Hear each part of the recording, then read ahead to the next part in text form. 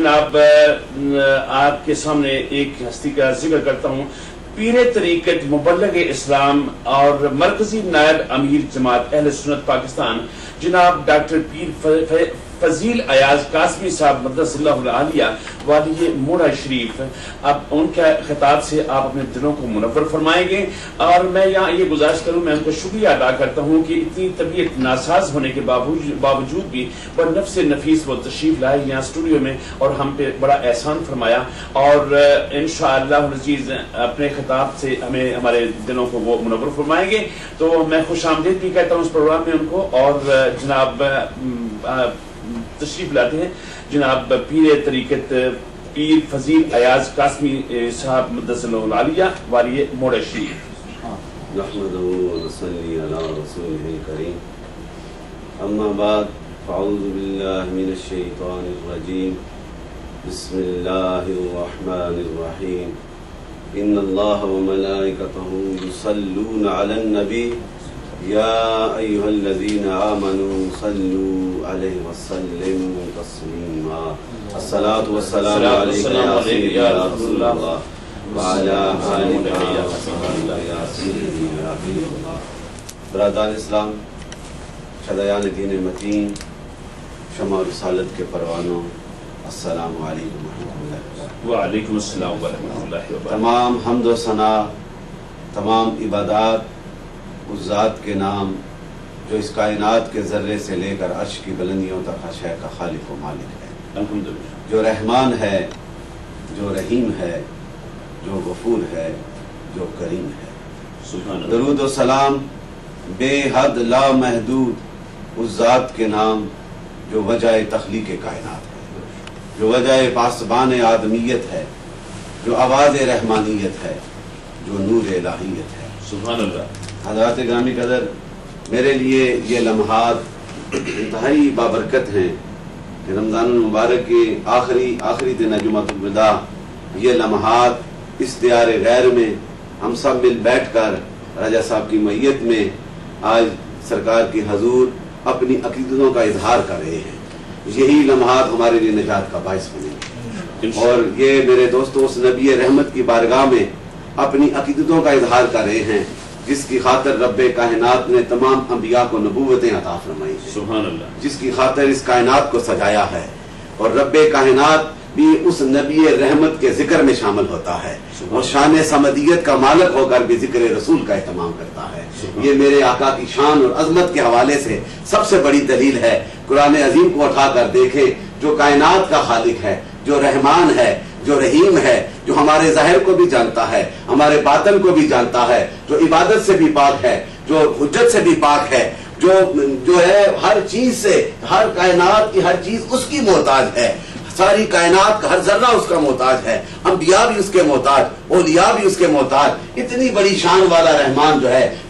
مقام پر ہو کر بھی ذکر رسول کا اہتمام کرتا ہے، محبت رسول کا اہتمام کرتا ہے، شان رسول کا اہتمام کرتا ہے۔ قرآن کو اٹھا کر دیکھیں، دا گلوریس قرآن جسے کوئی چیلنج نہیں کر سکتا، اس قرآن میں رب کائنات کہتا ہے ان اللہ و ملائکتہ یصلون علی النبی، کہ رب کائنات جو ہے اتنی بڑی شان والا ہو کر بھی اپنے نبی کی بارگاہ میں اس عمل میں رب کائنات بھی شامل ہو رہا ہے، تمام فرشتے بھی شامل ہوتے ہیں، ایمان والے بھی شامل ہوتے ہیں۔ یہ سب سے بڑی شان میرے آقا کو رب نے عطا کی ہے، اور تمام نبیوں کو محب بنایا، اپنے اور ہمارے آقا محمد مصطفیٰ کو اپنا محبوب نبی بنایا ہے۔ یہ شان میرے دوستوں میرے آقا کو ملی جو اس نبی کے ساتھ وفا کرتا ہے، جو اس نبی رحمت کی ہر اداؤں کو اپنے سینے میں بساتا ہے، جو اٹھتے بیٹھتے نبی رحمت کے ذکر کو اپنی زندگی کا حصہ بنا لیتا ہے، اس کا عشق کامل ہو جاتا ہے۔ اگر عشق کامل دیکھنا ہے تو نقشبندیوں کے سردار سیدنا ابو بکر صدیق کے عشق کو دیکھو میرے دوستو۔ جس طرح نبی رحمت نے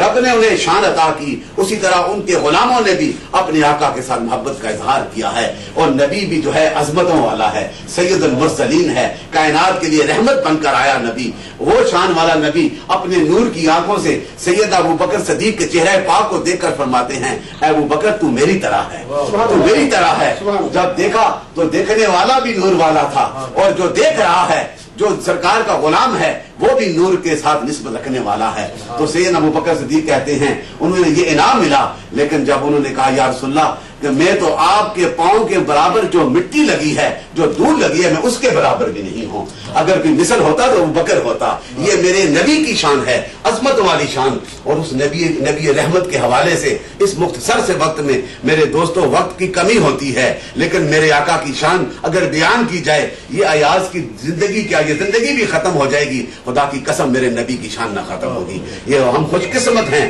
کہ ہم نسبت والوں کے ساتھ الگ رکھ کے نبی رحمت کے ساتھ وفا کرنے والے ہیں۔ حدیث پاک میں آتا ہے میرے دوستو، یہ کامل صحیح حدیث پاک شان کے حوالے سے، نبی عظمت کی شان کے حوالے سے، عظمت کے حوالے سے میرے آقا جس مبارک زبان سے قرآن کے عظیم الفاظ لکھتے ہیں، اسی مبارک زبان سے میرے آقا کی حدیث پاک بھی جو ہے وہ نکلتی ہے۔ اور آپ فرماتے ہیں کہ رب نے جو ہے مختلف انبیاء کو شانیں عطا فرمائی، تو prominent qualities of the prophet اسلام، جتنی شانیں بھی عطا کی، لیکن جو رب نے مجھے شان عطا کی ہے، جو پانچ خصوصیات رب نے مجھے عطا کی ہیں، مجھ سے پہلے کسی نبی کو نہ عطا فرمائی۔ اور آپ نے فرمایا کہ جب دشمن جو ہے 1.5 ماہ کی مسافت میں ہوتا ہے مختصر، کہ اس کا جو ہے میرا اس پہ روح پڑ جاتا ہے، یہ شان رب نے میرے آقا کو عطا فرمائی ہے۔ پھر فرمایا کہ ساری کائنات جو ہے میرے لیے میرے رب نے پاک کر دی ہے، جہاں بھی میں سجدہ کروں گا اسے قبول ہو جائے گا۔ پھر فرمایا کہ مجھے جو ہے مال غنیمت مجھ پہ حلال کر دیا گیا ہے، اور پھر مجھے شفاعت کا حق عطا فرما دیا گیا ہے۔ شفاعت کبریٰ جو ہے اگر عطا ہوئی ہے تو پھر آقا مدنی تاجدار نور مجسم کو عطا فرما دی گئی ہے۔ اور پھر فرمایا کہ جو آخری خصوصیت فرمائی کہ باقی تمام انبیاء جو ہیں وہ مختلف وقتوں کے لیے آئے، مختلف زمانوں کے لیے آئے، اس کی الوہیت کا پیغام، اس کی وحدانیت اور اس کی توصیف کا پرچار کرنے کے لیے آئے، اور رب نے مجھے ساری کائنات کے لیے رحمت بنا کر بھیجا ہے، کائنات کے ہر ذرے کے لیے رحمت بنا کر بھیجا ہے۔ یہ شان عطا کی تو خالق کائنات نے عطا کی ہے، اور وہ مالک خالق ہے، وہ رازق ہے، وہ کل شیء قدیر ہے، وہ ارض و سما کا نور ہے۔ جب وہ کہتا ہے میں مالک ہوں، میں جسے چاہوں اپنا نور عطا کر دوں، میں جسے چاہوں اپنی حکومتیں عطا کر دوں، تو یہ ساری فضیلتیں جو آدم سے لے کر عیسیٰ کو عطا کی ہیں، ان تمام فضیلتوں کو جو ہے تاجدار مدینہ کے سینے میں منتقل کر دی گئی ہیں۔ یہ محبتیں ہیں۔ اسی شان مصطفیٰ کے حوالے سے، اسی محبت کے حوالے سے ایک اور حدیث پاک حضرت ابو ہریرہ سے بھی یہ روایت ہے، حضرت انس سے بھی یہ روایت ہے حدیث، حضور سرکار مدینہ تاجدار مدینہ جو ہیں، آپ وصال کے 1 سال پہلے یا 1.5 سال پہلے آپ جو ہیں شہدائے احد کی قبور پر جاتے ہیں، ان کی قبروں پہ جا کر جو ہے آپ زیارت بھی کرتے ہیں، قبور پر جا کر زیارت بھی کرتے ہیں، دعا بھی کرتے ہیں، اور اس کے بعد حکم دیتے ہیں کہ ممبر لایا جائے۔ جب ممبر آتا ہے تو پھر ایک صحابی نہ تھا، 2 نہیں تھے، سینکڑوں کی تعداد میں قبور کی زیارت کے لیے حضور کی معیت میں جاتے ہیں، اور اس کے بعد حضور جو ہے آپ ممبر پہ تشریف فرما ہو کر پھر بیان فرماتے ہیں اپنے آقا اپنے غلاموں کو، اور یہ بیان جو ہے احکام شریعت کے حوالے سے نہیں ہوتا، نبی تو آتا ہی شریعت کا پیغام دینے کے لیے کہ کس طرح زندگی کو گزارنا ہے، کس طرح رب کے قرب کو حاصل کرنا ہے، کس طرح سجدہ کرنا ہے، کس طرح شب روز اپنے اس کے زندگی کے اس کے حکم کے مطابق گزارنے ہیں۔ یہ شریعت کا احکام نہ دیا، اس وقت سرکار نے اپنی شان کے حوالے سے بیان کیا ہے، عظمت مصطفیٰ کے حوالے سے بیان کیا، اپنی شان کے حوالے سے، اور بازبان مصطفیٰ جو ہے حضور کی زبان سے یہ اپنی شان کے حوالے سے بیان کیا جا رہا ہے۔ اور اس میں پہلا بیان جو میرے آقا فرماتے ہیں المختصر، سرکار یہ فرماتے ہیں کہ میں جو ہے کچھ عرصے کے بعد یا کچھ دیر کے بعد تم سے جدا رہا ہوں، تم سے جا رہا ہوں، اور یہ فیض یہ نہ سمجھنا یہ فیض ختم ہو جائے گا، میرے جانے کے بعد بھی یہ فیض اسی طرح یہ فیضان جاری رہے گا۔ اور پھر فرمایا کہ یہ نہ سمجھنا کہ میں تم سے جدا ظاہری طور پہ ہو رہا ہوں، لیکن میں تم پہ نگہباں رہوں گا، اور تمہاری ہر حرکات، تمہاری ہر عبادت جو ہے میرے سامنے پیش کی جائے گی، اور میں تمہاری عبادات سے بھی تمہاری حرکات سے بھی باخبر رہوں گا۔ اس حدیث سے میرے آقا کی عظمتوں کتنی بڑی عظمتیں آشکار ہو رہی ہیں۔ اور پھر کہا میرے آقا نے کہ تمام ساری کائنات کے خزانوں کی جتنی کنجیاں ہیں رب نے مجھے عطا کر دی گئی ہیں۔ اگر کسی کو ظاہری خزانہ بھی ملے گا، دنیاوی خزانہ بھی ملے گا، روحانی علمی جو بھی خزانہ ملے گا وہ میرے قدموں کے صدقے سے ملے گا، میری نسبت سے ملے گا۔ ہم کتنے خوش قسمت ہیں، ہمارا تو ایمان یہی ہے، ہمیں جو کچھ بھی ملا سرکار کے صدقے سے ملا ہے، سرکار کی محبتوں کے صدقے سے ملا ہے۔ اور پھر آقا حدیث پاک میں فرماتے ہیں مجھے یہ شک نہیں، مجھے یہ ڈر نہیں کہ میرے بعد جو ہے کوئی مشرک بن جائے گا۔ یہ آقا نے فرمایا ہے مشرک کوئی نہیں بنے گا۔ آج کہنے والے تو کہتے ہیں لیکن جو میرے آقا کی زبان سے نکلا وہ برحق ہے. وہ نبی وہی کہتا ہے جو خدا کہتا ہے, نبی وہی سوچتا ہے جو خدا اس کے سینے میں ڈالتا ہے. تو میرے آقا نے کہا کہ مجھے یہ ڈر نہیں کوئی مشرک ہوگا, لیکن ایک خوف ضرور ہے کہ میرے جانے کے بعد میری امت میں سے جو ہے دنیا پرستی میں نہ لگ جائیں. اور آج یہی حال ہے. ہم اپنے گروبانوں میں دیکھیں ہمارا ظاہر کیا کہتا ہے, ہمارا باطن کیا کہتا ہے. اگر ظاہر اور باطن کو ایک کر لوگے, نبی رحمت کی محبتوں کے ساتھ وابستہ ہو جاؤ گے, نبی سے وفا کر لوگے, تو پھر اس دنیا میں بھی کامیابی ہے اور آخرت میں بھی کامیابی ہے. اس شان مصطفیٰ کے حوالے سے ایک اور حوالہ دینا چاہتا ہوں. امیر المومنین سیدنا عمر فاروق جیسا جلیل القدر صحابی جو ہے, جب مدینہ کی گلیوں میں راتوں کو سفر کرتے ہیں تو ایک گھر سے آواز آتی ہے.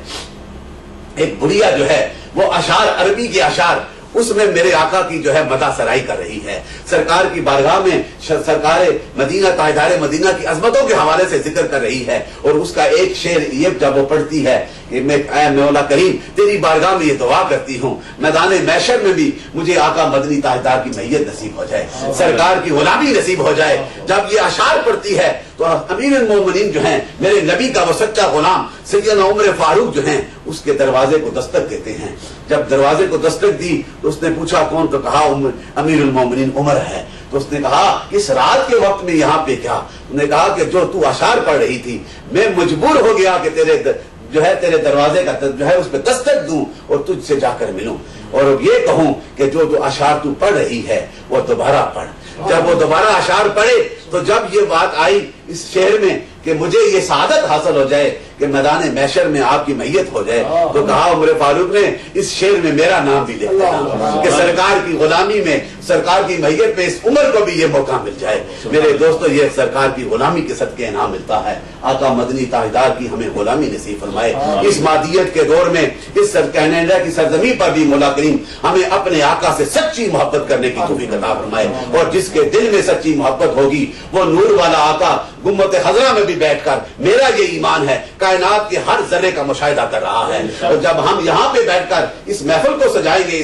اس رمضان المبارک کے اس آخری دن میں, تو میرا ایمان ہے راجہ صاحب آپ بھی خوش قسمت ہیں اور ہم بھی یہاں پہ خوش قسمت ہیں, بیٹھ کر آقا کا ذکر کر رہے ہیں. مولا کریم یہ ذکر جو ہے یہ نصیب فرمائے اور آقا مدنی تاجدار سے سچی محبت کرنے کی توفیق عطا فرمائے. السلام علیکم و رحمۃ اللہ وبرکاتہ. ماشاءاللہ ماشاءاللہ. یہ